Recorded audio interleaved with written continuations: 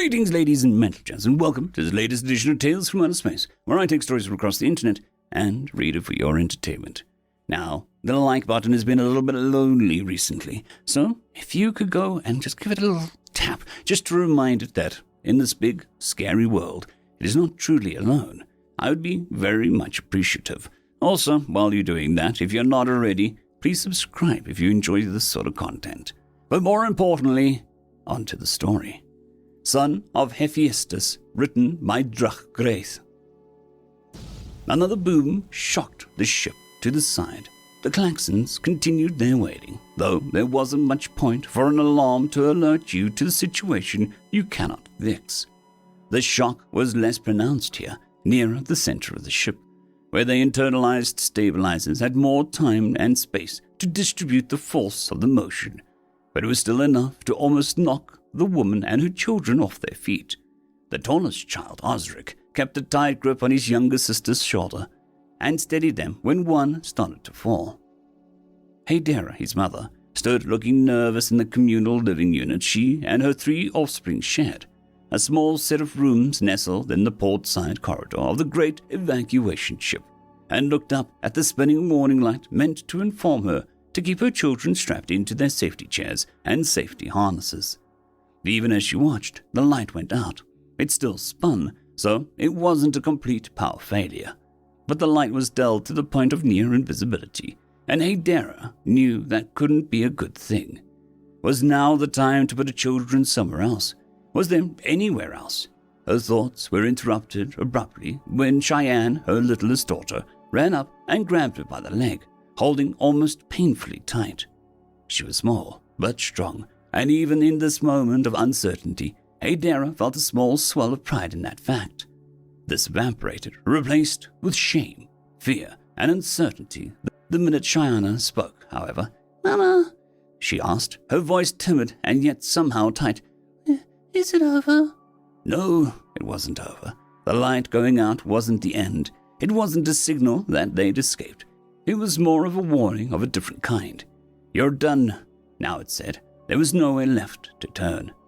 Osric answered, however, leaving his mother to stare both proudly and ashamedly at him as he gave the answer she knew that she should have given. "Now, of course, Shy, we were probably just bouncing around in some asteroids." He reached out to where Cheyenne gripped her mother's leg and playfully jostled her, which immediately caused her to jiggle and let go of Hephaestus' leg. Children were always so astonishingly quick to recover from fear like this. Osric then went a step further, saving Hephaestus, as she felt an upwelling of emotion rise in his careful, considered response to the situation. He told Cheyenne and the middle sister Ura to head to the safety chairs, which had large stabilizing supports in the base to prevent anything less than a catastrophic turbulence from moving them, and strap in, just in case, so that he and Mama could go and check up top, and maybe get something to eat. If Hephaestus had been human, there would have been tears in her eyes. Her own kind's emotional responses, however, were far less obvious to onlookers, despite the similarity of their bipedal binocular vision builds. No, Hephaestus was a Taurian, and that meant that she didn't show her emotions in anything more than the tight way her voice sounded as she placed her hand on Osric's back and ushered him out of the room, telling her daughters, "We'll be back. Ozzy here has a good idea. We'll go get some snacks." When the door closed behind him, Hephaestus turned to Osric as if to thank him, but he wasn't paying attention. At a jog, he was taking off away from her, running to the front of the ship, to the great central zone of the evacuation ship, where there'd be viewports and a chance to know for absolute certain what was happening. He didn't have time for his mother's praise, and he didn't have time to help her feel any better. He was desperate to know, truly know, what was going on. Hephaestus followed close behind. The Taurian people had been at war with the Benedraians for decades. More accurately, they'd been declared war upon. They never had much of a chance to war themselves, as their species wasn't known for their predatory instincts, its weapons technology, or anything of that nature. They were communicators, translators, researchers, and most importantly, new to the Interspecies Council, and still even now waiting up full acceptance from a Class 1 species, worthy of full rights and privileges amongst other higher forms of the galaxy. Simply put, they were not prepared to fight back in any meaningful way. The Council made a token efforts to help. They provided transport ships from some of the first planets to be attacked by the Benedrains, or at least the planets upon which living Taurians had some chance of still being found. When the conflict had arisen, the Council had censured the Benedrains pending the Class 1 species classification, which should have at least guaranteed a few years of peace. It hadn't. They'd even found a dozen or so evacuation ships like this one, massive, high-powered ships that could transport the last few Torrens planets' worth of citizens to a protected reach of space, far from the Benedrains' influence. Admittedly, Hephaestus and her children were the last such ship, the others having been blasted to microscopic dust and burned to useless metal slag before they escaped the system. But it was something. The Council could state with honesty that they had attempted to help. Perhaps the core issue was the Benedrain rationale. They didn't want the Taurians dead because of some slight or because of some political advantage. They wanted the Taurians dead because they were upset that another potentially Class 1 species was found in a quadrant of space near their home worlds, and somehow, due to a strange twist of psychological development amongst their species, this was seen as a justifiable reason to commit this grand genocide. Because the Taurians just happened to be from a planet that was, at a galactic scale, very close to the Benedrains' long-destroyed homeworld. It didn't matter that the Benedrains no longer lived there. It was just the principle of the matter. And as the last few of the evacuation ships had been torn apart, as the last of the Taurians struggled to survive, this final ship was sent out. It took an uncharted star route, a terribly dangerous path through areas of space studied only briefly with far-reaching gravitic analyzers, and they had almost made it. Less than a week of travel before leaving the furthest outer reaches of the Benedrain system cluster, they'd been caught. 3 months of travel behind, less than a tenth as long left before they were safe, and the Taurians were spotted by one of the massive enforcement-class starships, a relatively weak example of Benedrain military technology. There was no reason for it to even be out here in this empty reach of space, but the Benedrains realized one of the evacuation ships was missing and charted the most likely paths of flight, and had somehow, in the worst example of luck possible, found them.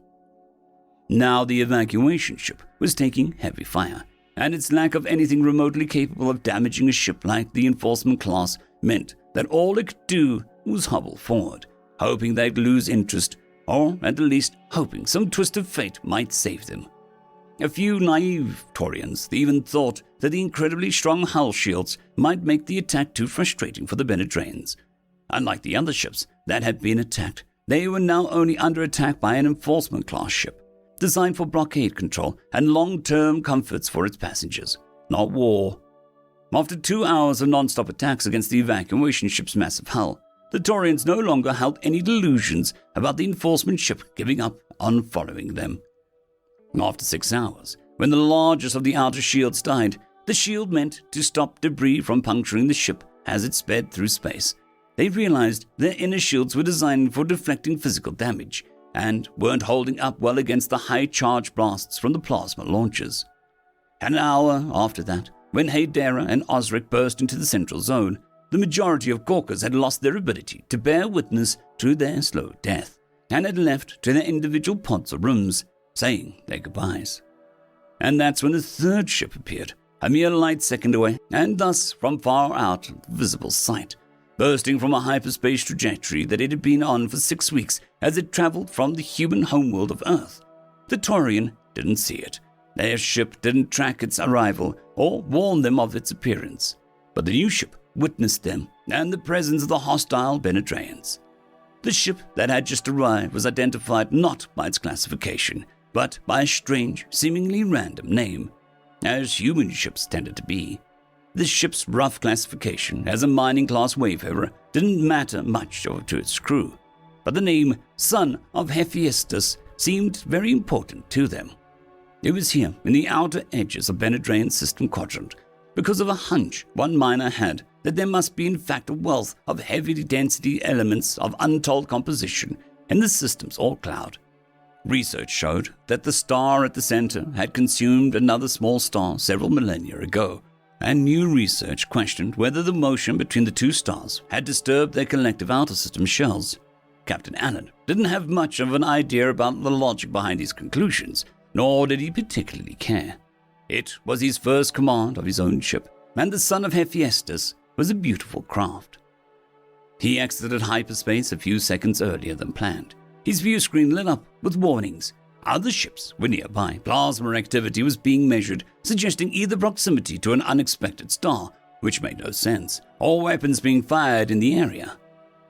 Daryl Allen had literally no idea what to do with that knowledge, and so he simply stared at his view screen, his eyebrows furrowed, and his lips drawn just slightly down into a frown. While he stood there, his second-in-command appeared. Unlike military ships, the rankings of his men had little practical applications, and that might explain why the second-in-command of a ship of this size was both an effective lieutenant and the head engineer, and the chief mining officer, representing the company that had financed this little venture. And, of course, his cabin mate, as they doubled up most rooms to ensure that they minimized how much space each person required, to maximize the available size of the hold for when they started trawling the Ort for heavy elements. Whatever his classification, Tom was a knowledgeable man who seemed usually keen to watch the view screen zoomed far into space, revealing the distant battle. "Benadryl," he spat. "I thought that we were too far out for the central hub to deal with those bastards." The captain might not know what to do, but he could keep to the social niceties. It gave him a strange sense of comfort to have those to fall back on. "We would be if they weren't pursuing her." He paused to shift the view screen to the Taurian ship. "They're firing on whoever this is." Captain Allen had no idea what was going on, of course. He knew the Benedrayans were facing aggressive censure for violent behavior, but the species weren't part of his daily life. Tom Harris, however, knew exactly the history of the Benedrayan and Taurian conflict, and immediately shouted upon seeing the ship. "Evacuation! It's the missing evacuation ship!" This outburst left Captain Allen confused, and he turned to face his friend. "It's what?" With a sigh and a flurry of quick words, Tom Harris began to explain. Haydara caught up to Osric and put her hand on his head, a gentle reminder of her presence. She hoped it was reassuring.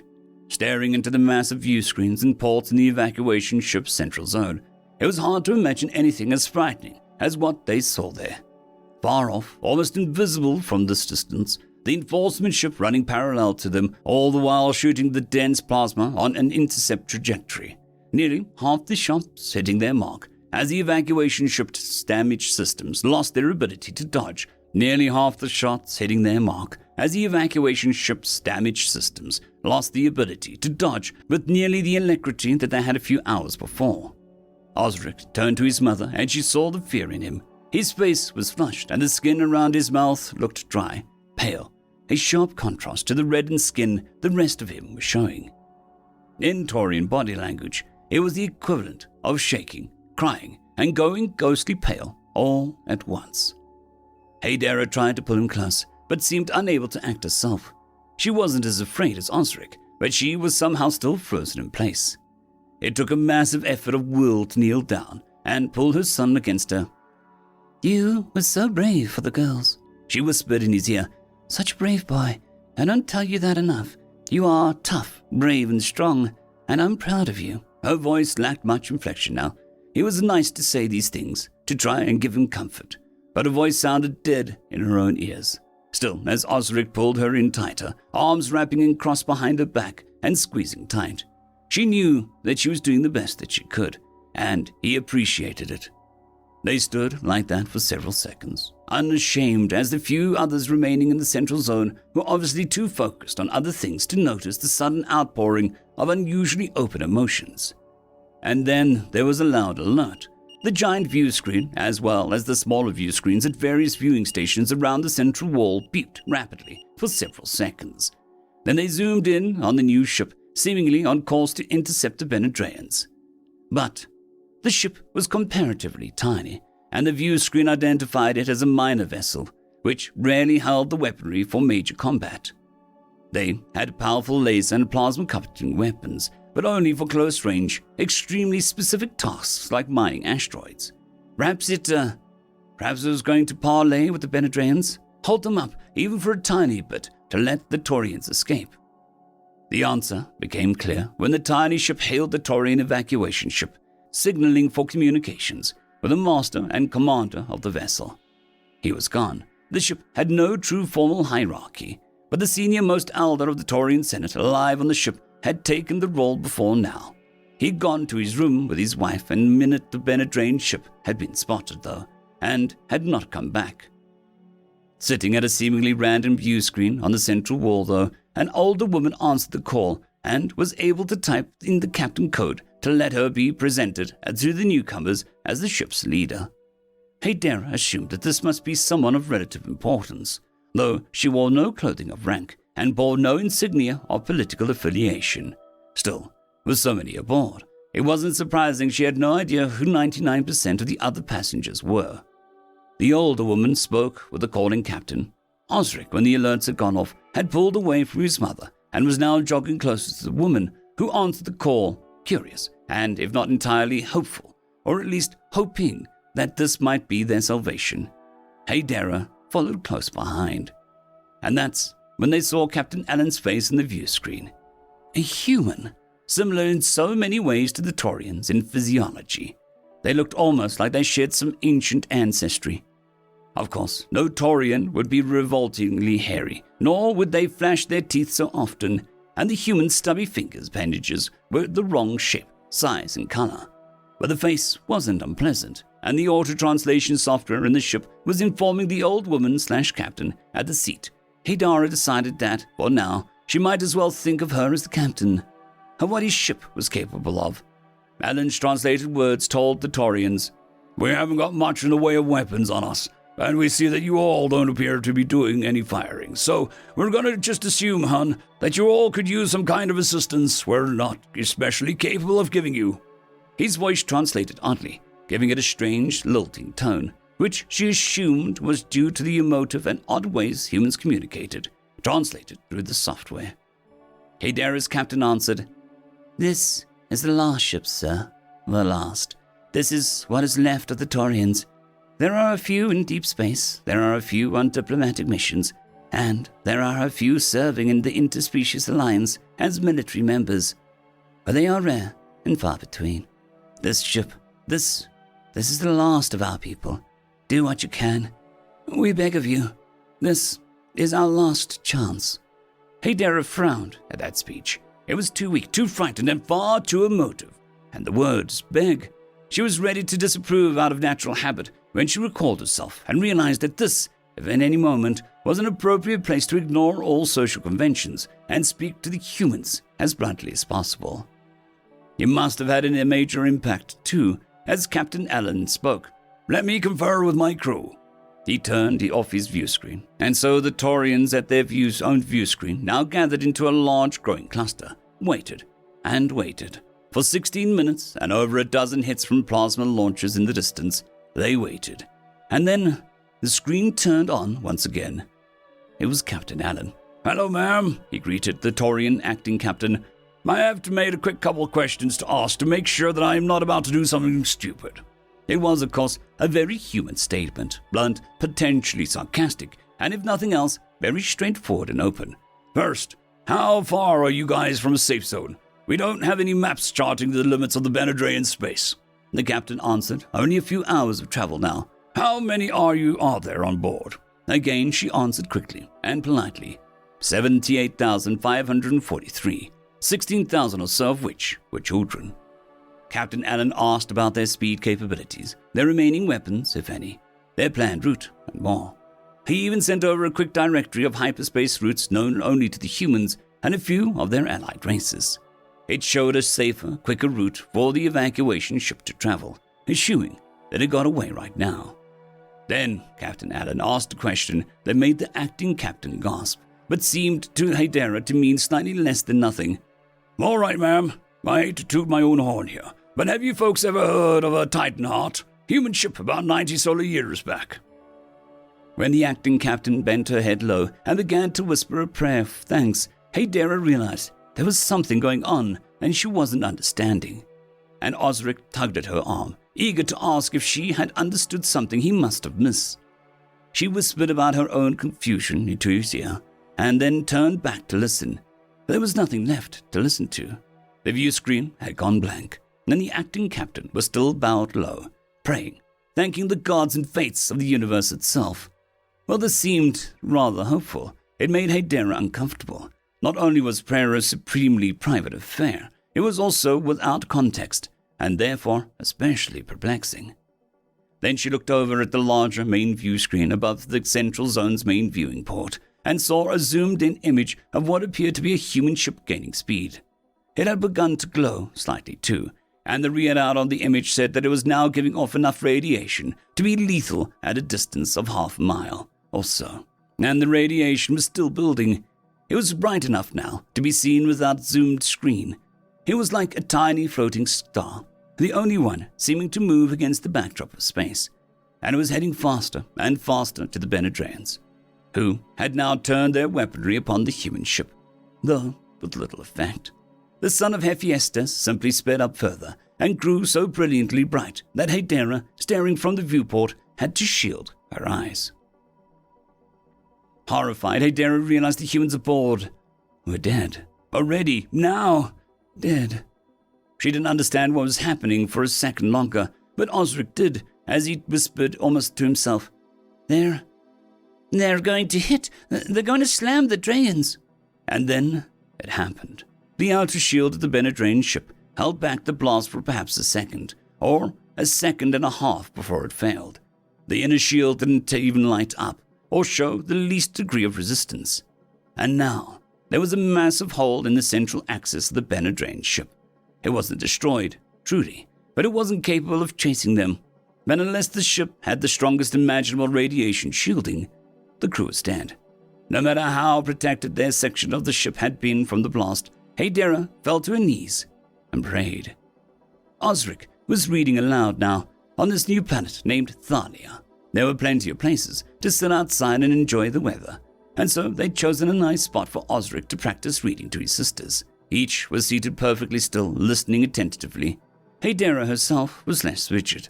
Something had seemed to change in her, and she found herself being more expressive and relaxed lately. She was leaning back, her hands splayed out behind her to support herself as she listened. The Titan Heart was a human ship of novel design, continued Osric, meant for heavy mining. Like most human vessels, it used a relatively crude fusion reactor chamber for its energy needs, though it possessed significantly stronger drives for interstellar travel. He continued for a few minutes, explaining the ship's abilities, limitations, and of course, its size. It was close to 5 times the size of a son of Hephaestus, and its crew had been almost 10 times larger. Hydera was ready to let her mind wander, considering these facts, when Osric quietly cleared his throat and stared at her. She paid attention again, almost laughing at her young son's reprimand, and leaned forward, putting her hands back into her lap. She nodded, gesturing for him to continue. The humans had often claimed that the fusion generator was more of a safety measure than anything else. No civilized people would bother taking a human craft prisoner, knowing that they could overload the fusion reactor. Other people have long since abandoned this practice because of its obvious risks if a malfunction were to occur. But human researchers and engineers have appeared to be far more comfortable with a level of risk than most others. Despite their comparatively young civilization and limited technology, they do appear to have a unique crude grasp on the fusion and fission of atomic particles. As Osric followed the book's rambling path to discuss the presence of fusion engines on human ships, Hydera's mind drifted.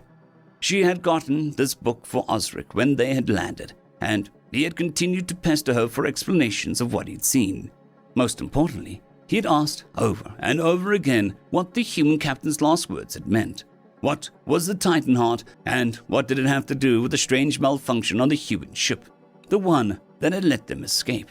Hydera had explained to him that there wasn't a malfunction. Osric hadn't understood. She'd explained that the son of Hephaestus had lacked the weapons to protect the evacuation ship or threaten the Benedrayans, except for their final, most dangerous weapon. The humans had not had a malfunction. They had made a choice. Osric had timidly accepted this answer, but had obviously not understood.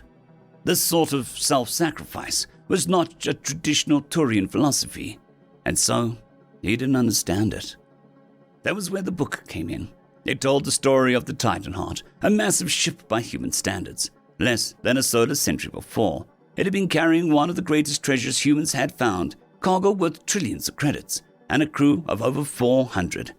Had been returning from a government-sponsored trip meant for the humans to show the rest of the species in the council that they had the capacity for far more than what the others assumed, and it had come across a battle in deep space.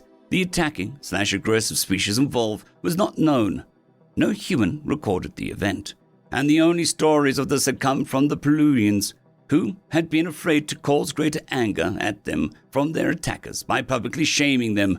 Whoever the aggressors had been, most modern stories claimed that it was actually the Benedrains, the Lelpans, or some other equally villainized species. There were far too many species happy to attack humanity on sight, and the Pleiadians as well, so it was difficult to narrow down the attackers.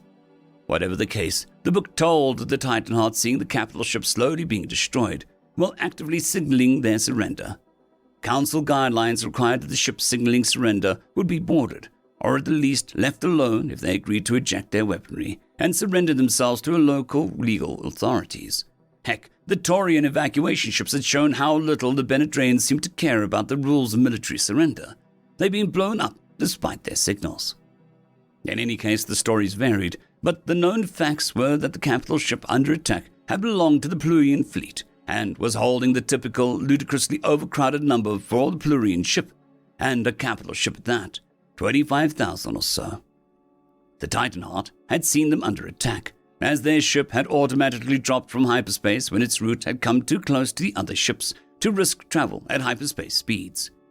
And after seeing what had happened, it had immediately overloaded the fusion reactor and charged into the attacking ship, saving thousands of Pelurians and earning the humans this place of honor amongst their people, while gaining them a reputation for idiocy and recklessness amongst the species who felt that it wasn't the humans' business to interfere. This book then explained Osric's question. What had the last question of the human Captain Allen meant when he asked if they had heard of the Titanheart? Now Osric would be made to understand.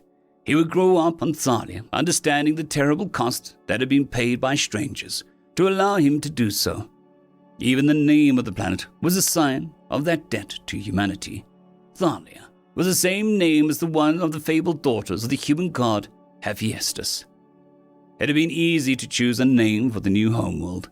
Once this had been suggested, it fit. It was right. They now lived peacefully on their own protected planet, far from Benedrain space, rebuilding their kind and their culture on a planet named for Hephaestus' daughter. And they could only do so because of his son had given his life that they might live. End of story.